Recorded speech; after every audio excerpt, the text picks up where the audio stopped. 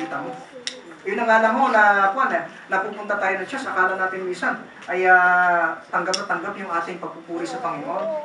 Pag ang puso mo ay hindi ayos sa harapan ng Diyos, may kagalit ka, may kasama kang loob, may huwag mapatawad, at alam yung mangyari nun, hindi tatanggapin ng Diyos yung opera mo. Dahil biblical na sinasabi, bago ka maghanap sa Diyos, unang-unang pumunta ka doon sa kaaway mo, makipag-ayos ka. At pag naging maayos na kayo at nagpatawaran, nagdalanginan, bumalik ka sa Diyos, doon lang tatanggapin ng Diyos yung opera mo. Kasi nagkaroon naman ng magandang relasyon. Kaya pag lumapit ka sa Panginoon Diyos, sigurado 100% tanggap na tanggap ang paglapit mo sa Panginoon. Bakit? Kasi sinunod mo yung kanyang kautusan eh. You love your enemy, and after you love your enemy, you forgive him, and then you make your relationship na inayos yung uli. Huwag tayong gumawa ng mga pagitan sa isa't isa. Because we have to build bridges. Yun hong karpintero ay may tuturing natin si Kristo. Dahil sa literal na buhay, ang trabaho ng Panginoon Sus ay karpintero. Hindi lang mo siya gumagawa ng bahay, kundi gumagawa rin siya ng buhay. Ang buhay natin sinira ni Satanas ay pwede ayusin ng Panginoon. Amen. Kaya kung sa oras na ito, handa kayo ng buhay natin ayusin ng Diyos. Ipaubayan mo sa Diyos, isuko mo sa Diyos kung buo ang buhay mo, at titiyakin ko sa iyo, lalakad ka ng pag-ibig sa Diyos at ang buhay mo ay magbabago. Amen. Walk in the light. For you were formerly in darkness, but now you are in light in the Lord. Walk as children of light, for the fruit of the light consists of goodness and righteousness and truth. Dati, ang buhay natin nasa kadiliman na. Madilim ang buhay natin, walang pag-asa, nasa kasalanan. Pero nung nakilala mo Panginoon, ito yung pagbabago makikita natin. Hindi ka nalalakad sa kasalanan. Lalakad ka na sa bagong buhay na gusto ng Diyos sa iyo. Ang ilaw, kamukha ng parola, hindi nilalagay sa isang lugar na nakatago. Ang purpose ng ilaw, yung parola, ay para makita ng mga bangka, lalo sa panahon na merong unos o bagyo, yung liwanag para gabayan yung mga barko o mga bangka na sila ay malapit na doon sa pampang at na hindi sila maaksidente at lumubog. Kaya magdadahan-dahan sila. Ang ilaw ay sumisimbolo na tinatawag natin na salita rin ng Diyos. Na kapag ka nakikita at binabasa natin, ginagabayan ka nito sa tamang pamumuhay, at kapag ikay na kay Kristo, ikaw mismo ay nagiging ilaw. Amen? At ang katotohanan na yung natuklasan mula sa kanyang salita ay iyong ipapamuhay, magkakaroon ng magandang direksyon ang ating buhay. Amen? Yan ho ang nagagawa ng ilaw. Kaya nga, yung ilaw hindi yan tinatago katulad nito. Kung nakatago yan, siguro ang dilim dito sa lugar natin. Ano? Pero dahil ang intention ng ilaw at ang pagkagawa niya is ilagay sa lugar na nakikita ng tao para maliwanagan yung lahat ng dako na madilim. Ganon din naman tayo bilang mga mananampalataya na. Kaya nga, makikita natin, kapag ikaw ngayon tumanggap ka sa Panginoon, hindi ka nilalagay ng Diyos sa lugar na nakatago. Ibig sabihin na hindi kayong patago-tago na Kristyano, kundi talaga nakikita na may dinako ang Diyos sa iyo. Amen. Paano mababago yung mga tao na kapaligid sa iyo kung hindi nakikita yung talagang pagbabago sa iyo? Kaya nga yung nabasa natin kanina, yung testimony ay napaka-importante. Then, nakikita natin sabi nun, walk with Christ. Masarap na lumakad na kasama si Kristo. Kapag ikay lumalakad na kasama si Kristo, ano man pagsumpang na daanan nyo sa buhay, hindi kayo maano. Amen? Tingnan niyo po si Jesus.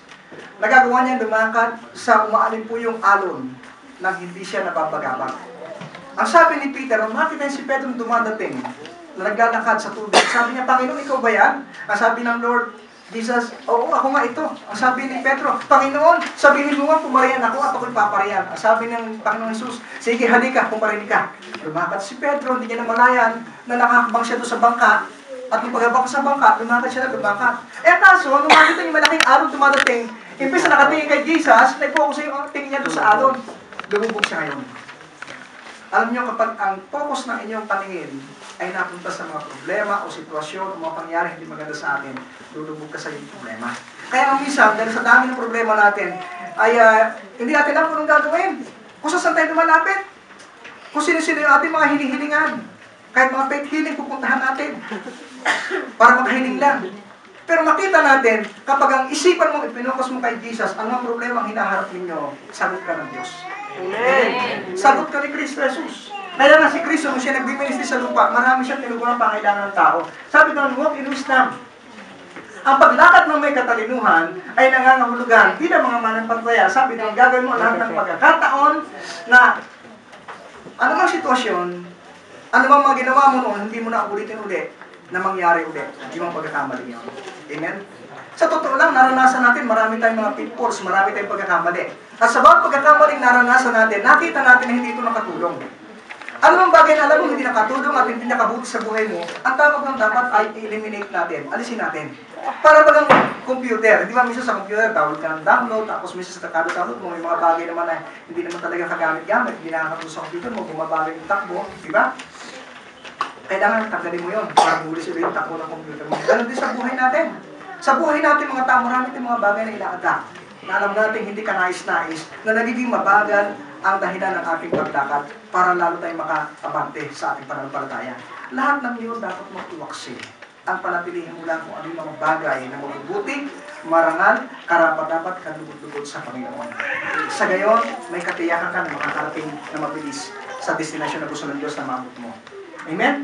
Walk with honesty, sa katapatan. Dati hindi ka tapat. Ngayon nasa Panginoon ka na, lagi ka na nagtatapat. Hindi ka na nagsisinungaling. Bata ang minsan ay nag-usap at ang kanyang kaibigan, nakita nila yung kapitbahay nila nagpagawa ng napakalaking swimming pool.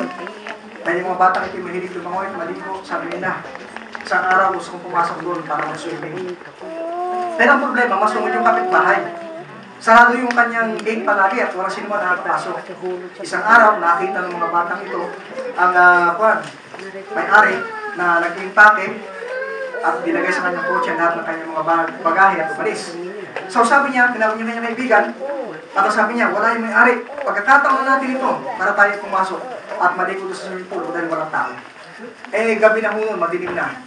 So, ganun pa man, sabi na, walang problema, kahit madilim, basta ang importante, makapaligo tayo ng libre doon. Di pumunta sila.